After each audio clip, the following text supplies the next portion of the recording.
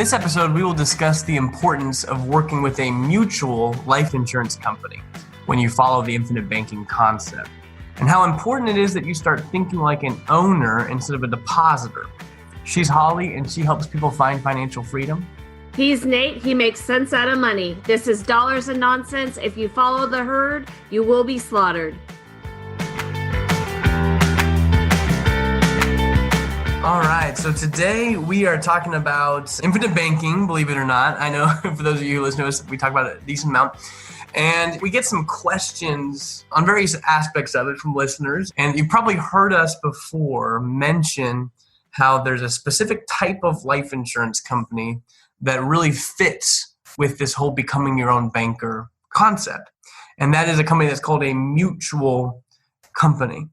But what is a mutual life insurance company? What is that word mutual referring to? Mutual basically means you're a shareholder. You're an owner almost of the company, right? When you buy this life insurance policy, you become a shareholder of that company. You have a say in the company. You have your rights, just like somebody that would invest in a bank, maybe in the stock, let's say, of a bank. They become a shareholder of the bank. So they make money based off how a bank performs. The same is true of a mutual insurance company. Once you become that shareholder, owner is the way I even like to think, because you do have a say in the company. It means that basically any money that company makes, anything they produce, basically goes to you in the form of dividends, really. Right. So a mutual life insurance company simply refers to the relationship a policyholder has with the ownership of the company. So in a mutual company, the only way to obtain ownership is through buying participating whole life insurance policies. There's no other way. You know, there are such things called stock life insurance companies. You don't want those. Yeah, you don't really want those, especially for IBC, for what we're trying to accomplish. They're here to make money off you for their owners. So the relationship's different. You are a customer of that company buying a product from them, but you do not have any say in the ownership and the way the company's run, nor do you get to receive any of the profits at the end of the year. They're not here to make money for you. They're here to make money off of you. And that kind of brings us into the question I get all the time, and Holly gets all the time. You're talking about infinite banking, and it's starting to sound a bit too good to be true. And one of the first questions that kind of comes up when it's starting to sound too good to be true is, well, what's in it for the insurance company? How do they make money? What's their angle? And I'm fine with the question. Please continue asking the questions. But it's kind of an interesting change in perspective. Because whenever you buy a policy from a mutual life insurance company, you become an owner of the company. You're not a customer of the company anymore. Like the stock company, you could say, yeah, well, what's in it for them? And we say, oh, well, they do this and this and this with the money. And, they give you this benefit, and in exchange, they're working with the money and they're going to make a profit, and they pass that to their owners. So it's obvious their owners make some money, and you guys will get your benefit. It's like we could go through that discussion, but it gets a little convoluted whenever you ask that same solid question when dealing with a mutual life insurance company, because they're only in business to make money for you. In other words, if they have a profit at the end of the year, let's say that the insurance company makes $100 million in profit. They're sitting on this $100 million, and I'm like, man, what are we going to do with this? It's not like they're going to send it somewhere else. They're not looking out for themselves, per se. They're only in business to profit the policyholders who own the company. It is essentially a mutual organization of people coming together with a common purpose, taking care of each other. That's the original purpose of the mutual life insurance company. This big pool of money makes profit and then gets distributed back to the policyholders. When you're asking about the angle is they're trying to make a profit, but the question is for who? Who is making all the money? For you. It's for you. It's that transition that people have to take, Holly, from we're so used to people making money off of us. Like the banks you work with right now, everyone listening, the banks make money off of you. You're a customer. A lot of financial advisors make money off of you. They're in business for themselves. The mutual life insurance company is not making money off of you. They may make money, but they're here to make you money. They're here to profit the mutual owners of the company. The company is only in existence to profit the mutual organization, which profits you and me as policyholders. Just in the same way that the conventional bank is in business to profit its owners. It's not in it to get you, I guess is what I'm trying to get at. Yeah, and I think that's a big misconception is they make money the same way a bank makes money. The difference is the bank is making money for its owners of the bank. The life insurance company is making money for you. If you own a mutual life insurance policy, dividend paying, then they're making money for you. And the reason why they're doing this is so that they can be successful and benefit one another. And I think we get so caught up with feeling like we've been taken advantage so many times that we don't stop to think, oh, it's not what's in it for them, it's what they're doing for you. They're using your money or allowing you even to use your money in order to generate more money. So essentially, we have to change the perspective that we have. I like what you said, Holly, too, how this whole fits into this banking concept. Part of the principle, the main foundation, is that in reality, banks and insurance companies are practically the same thing. Life insurance companies and banks, they do the exact same thing. They both take other people's money, depositors' money. They make loans with it. Other people pay interest back to the bank, and there's a profit made there. And that profit is typically distributed to the ownership of it. And that's what we're trying to say is that banks and insurance companies do pretty much the same thing. The reason why you can become your own banker with a mutual life insurance company and a policy is because of the system that's actually happening behind there, that they're doing the same thing a bank does. You can operate your policy just very similarly to a bank account. But at the end of the day, you have to ask the question, who's actually making all the money off my money? And right now, you should be asking that same question about the bank account that you're in. For some reason, we don't ask that question all the time, by the way. Like whenever we present IBC, we say, well, what's in it for the insurance company? But we don't ask that to like the bank teller when we go open an account. Well, what's in it for the bank? It's like, well, obviously, the bank is here to make a lot of money off of you, and they do a great job doing it. They pay you 0.5% on your deposit and lend it out at 4 to 5% to the next guy and make the spread. The difference between that and working as a bank inside the mutual life insurance company is the mutual life insurance company is going to do the same thing. They're going to take your money and lend it at 4 to 5%, but there's just no one keeping the spread. Sure, the insurance company's going to have expenses that have to get paid to run the operation, but there's no spread to be sent to other people. It just comes back to us. That's why the system works, people. Not some fancy magic money. It's just how the system plays out. Why Nelson Nash wrote the book was to simply unveil this, that you can do banking from a policy and a mutual life insurance company and just make a lot more money than if you use somebody else's bank down the street. Yeah, and think of your policy. Your policy is the product. The mutual life insurance policy is the product you're using to be your own banker. That's what you're doing. You're just switching places with the bank. Instead of using the traditional bank, you're going to use a mutual life insurance company, and your policy is the bank. It's the product you're using. I mean, it does amaze me that we don't go into a bank and ask, what's in it for the bank when we open an account? But it's one of the very first questions I get asked all the time. What's in it for the life insurance company?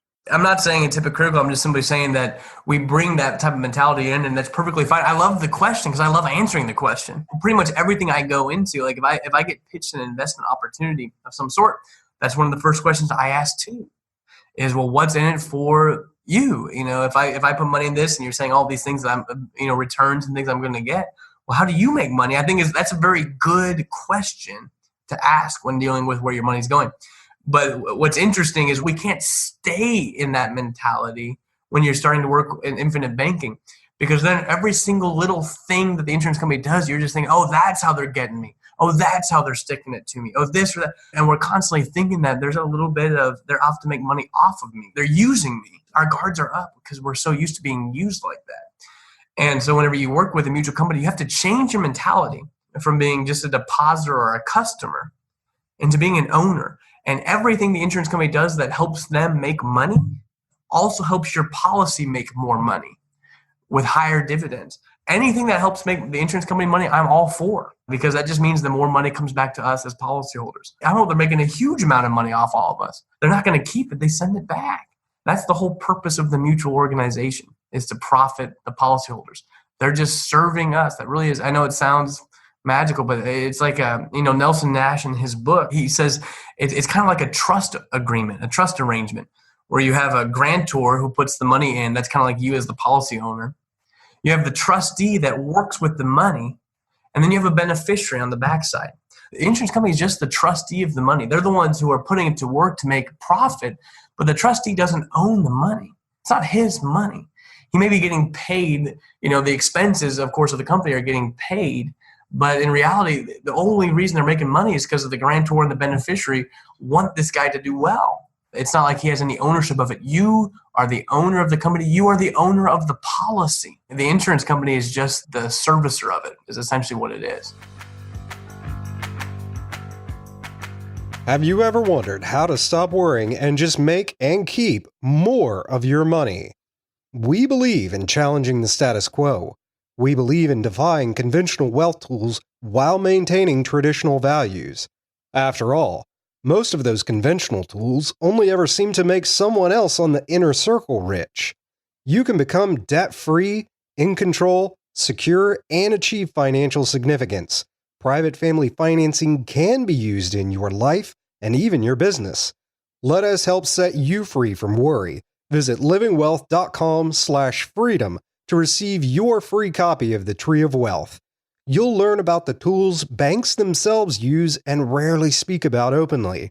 These are the strategies used to launch Disney, JCPenney's, and countless successful families. For more than 46 years, Living Wealth has focused on treating clients with respect and honesty while helping them achieve financial freedom. Learn how to turn your hard work into significance. Visit livingwealth.com/freedom to instantly receive your free copy of the Tree of Wealth. You'll be enabled to have cash today and in the future. It's more than mere infinite banking. It's private family financing. Don't let banks and Wall Street dictate your financial future. Go to livingwealth.com/freedom to instantly receive your free copy of the Tree of Wealth. Now, back to Nate and Holly.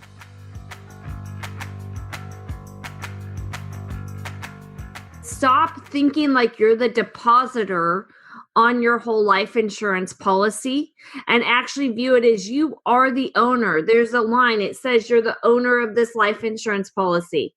So as an owner, what should you be doing? If you owned your own company, if you own your own house, you got to start thinking like an owner, right? We can't just keep thinking I'm just going and putting that money in there and that's all I'm going to do. Now, the insurance company, if that's all you do, they're going to still make you money. Right, Nate? Yeah, certainly. If all you do is go and deposit, you're still going to make money, okay? But surely as an owner, you wouldn't, if somebody came and invested in your company, and I'm going to use it as that, and gave you money, would you just take that money and let it sit and do absolutely nothing with it? Hopefully not. You got to work with it. And that's what infinite banking is about, is taking your money and working with it and creating more money.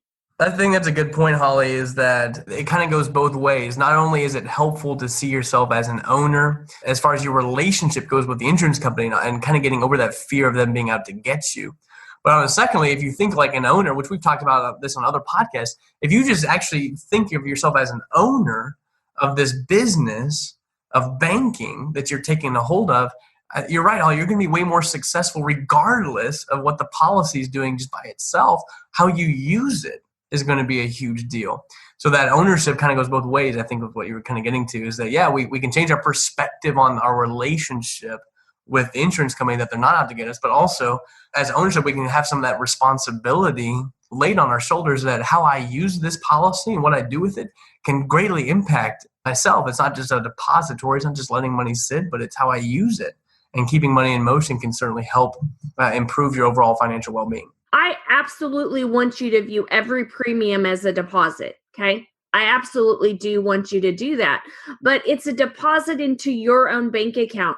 And do you just leave your money sitting there and never use it for anything in your bank? No, you're using all the money typically in your bank account to pay for everything else. Well, in the same way as an owner of this policy or an owner of a business, view it as a business. It's a bank, okay? It's your bank. You've got to do something with it, or else it's just sitting there and somebody else is going to use it and keep it in motion. I mean, the insurance company is going to whether you leave it sitting or not, but you will do so much more if you change your mindset from just a depositor to an owner. If you truly change that mindset, you will be so much more successful with the infinite banking concept and how to create wealth for your family for generations to come. Absolutely. That's really what we wanted to share for today, to give you some confidence and some encouragement to understand that, the insurance companies are not out to get you, especially the mutual life insurance companies. We need to get over this whole, what's their angle, what's in it for them, and just focus on being confident that they're here to profit you as an owner and to get that ownership mentality in place, that anything that profits them profits you, but also how you work with it and how you use it as the owner of the policy, as the one in charge of what happens to the cash value. The buck stops at you, and how you use it and work with it can greatly affect the performance of your wealth all across the board. This has been Dollars and Nonsense. If you follow the herd, you will be slaughtered. For free transcripts and resources, please visit livingwealth.com/E64.